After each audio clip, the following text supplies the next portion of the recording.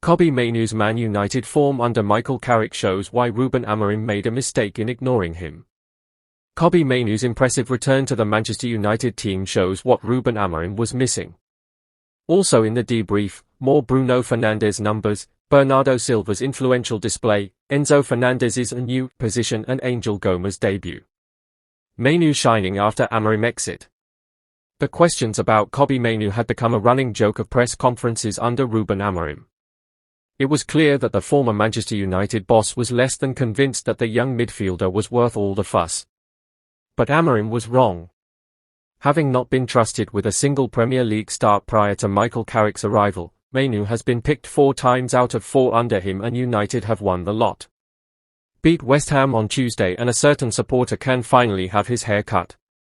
The partnership with Casemiro, one that Amorim sensed was not feasible, has been impressive in of itself, let alone the fact that the formation change has freed up Bruno Fernandes to flourish in his favoured position.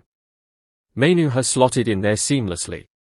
Having not been trusted with a single Premier League start prior to Michael Carrick's arrival, Mainoo has been picked 4 times out of 4 under him and United have won the lot. Beat West Ham on Tuesday and a certain supporter can finally have his hair cut. The partnership with Casemiro, one that Amorim sensed was not feasible, has been impressive in of itself, let alone the fact that the formation change has freed up Bruno Fernandes to flourish in his favoured position. Mainoo has slotted in there seamlessly. Against Tottenham, Mainoo completed 33 passes in the final third of the pitch, 12 more than he ever had in a Premier League game before. That was also the most by anyone on the pitch and the most by any player in the competition over the course of the weekend. Casemiro was not far behind, the pair described as a big part of controlling the team by Carrick.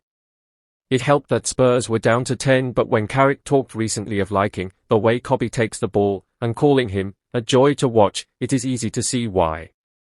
Credit to him, he has come right in and found his rhythm, which is not easy after a period of time out. We know he can handle the ball and hopefully over time, I am sure he will keep improving. We have got to be patient and not expect too much from him all the time. Mainoo, still only 20 years old, was in danger of becoming a talent lost to United had the previous regime been allowed to continue much longer. Instead, Carrick has helped him to remind people of his quality. Perhaps he could have been useful to Amorim, after all. Regular readers of this column will know there is a risk of it becoming devoted to the boy Fernandes. But such are his statistical accomplishments, it is difficult to ignore the Portuguese playmaker. He was at it again in Manchester United's win over Tottenham. Fernandes scored United's second goal and had 6 shots from outside the box, but his creative contribution stood out once more.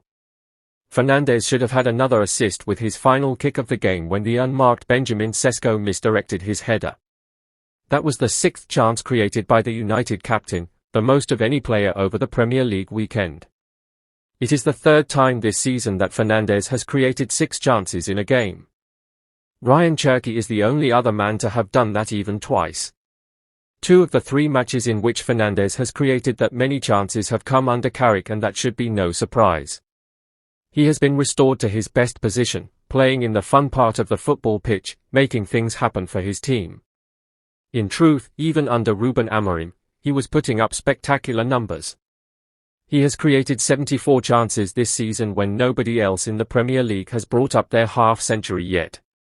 It is 200 United goal involvements in all competition for him now. Fernandes remains a polarizing figure, routinely given the treatment by opposition supporters. Even some United fans speculate that he might be part of the problem rather than the solution, given that his time at the club has coincided with their struggles. That talk should stop. Fernandes has been a victim of United's malaise. While their 16th place finish last season was a little artificial given their resources, if he propels them into the Champions League, he has a persuasive case to be named as the Player of the Year. Pep Guardiola is rarely shy to laud his players, but the smile beams a little wider where Bernardo Silva is concerned, the player whom he has picked more times than any other outfield player during his managerial career. He delivered again for him at Anfield. While Erling Haaland scored the winning goal in Manchester City's come-from-behind victory over Liverpool, Guardiola had been unimpressed with the big striker's efforts for much of the second half, gesticulating at him and wanting much better body language. I know it's an incredibly difficult task, for Haaland and Omar Marmoush against Ibrahima, Konate and Virgil van Dijk to win those balls, but in the second half, they did not even try, claimed Guardiola. That ball goes quick, it comes back quicker. It was Bernardo who drove City onto victory, not just with his equalizing goal but his whole demeanor.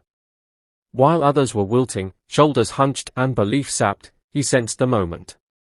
He was the inspiration to his teammates and his own coach. Guided by our incredible player, one of the best players I ever trained, our captain Bernardo, we followed him. I follow him too. Because when a player always puts the team in front of himself and does things through example, everybody follows him. Bernardo completed more passes in the final third than anyone else on the pitch, but, now playing in a deeper role, he has shown that the location of his work is less significant than his presence. Guardiola still wants his man out there setting standards. The City boss said recently that he would love Bernardo to stay and that whatever happens this season his legacy at the club is secure. But don't rule out more glory just yet. We will fight to the end, said Bernardo himself afterwards. He always does. With 8 goals in 24 Premier League games this season, Enzo Fernandez is only one behind João Pedro as Chelsea's top scorer in the competition. But the Argentina international was moved to the left to accommodate Cole Palmer in the win at Wolves. At least that is what the team graphics showed. Liam Rosinia rejected that argument when discussing Fernandez's positioning in the press conference following the 3-1 victory in which Palmer scored a first-half hat-trick. It's amazing, said Rosinia. Enzo is playing in exactly the same position he has been playing in probably 80 to 90% of the season, which is in the left pocket. That is where he plays. Actually, he has got more freedom because we're interchanging a little bit more from our structure. Without the ball, he is on the left. That is probably why it looks different today because of the way Wolves play. He has not changed his position, to be honest. It looks that way, but his position in possession is the same. The touch map illustrates this point. It was Marc Cucurella who provided the assist for Chelsea's excellent third goal, a move that started with goalkeeper Robert Sanchez, and it was the left-back who offered width on that flank. No Chelsea player had more touches in the opposition box than Cucurella. Fernandez was free to roam into more central zones, having 3 shots of his own, including an ambitious Rabona attempt that would have been the goal of the Premier League weekend. He had more final third entries than any other player on the pitch. With Pedro Neto staying wide on the right, Fernandez was often alongside Palmer, the pair operating in the pockets. While his duties shifted a little out of possession, on the ball it seems this might be the way for Rosinia to get his best players in the best areas. Angel Gomes' loan move to Wolves was a surprising one. The midfielder made 4 appearances for England as recently as 2024 and has an intriguing profile. Leaving Marseille for a team doomed to relegation from the Premier League raised eyebrows. But this is an opportunity to show what he can do in English football, a first Premier League start at the age of 25 after 5 substitute appearances for Manchester United in the competition as a teenager. It was a promising debut even in defeat against Chelsea. The quality of his work in possession was certainly an upgrade on those around him at Mainoo. He was the only Wolves starter to win possession more times than he lost it. His passing accuracy was 94.3%, while no other Wolves starter hit 90%.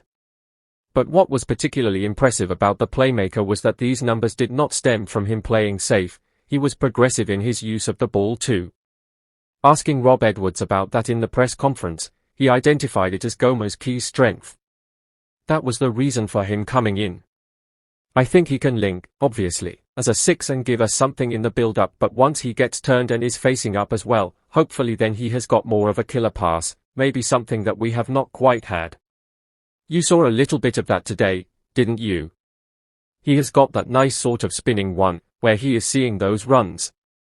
He has got those forward passes in the locker and hopefully we will see a lot more of it now, the fitter and the more integrated he gets. Gomes went off with cramp late on, an indication that the physical challenge of the Premier League will be tough after 4.5 seasons in France. But his touch gave him time on the ball against tough opposition. Wolves will not be staying up. He just might.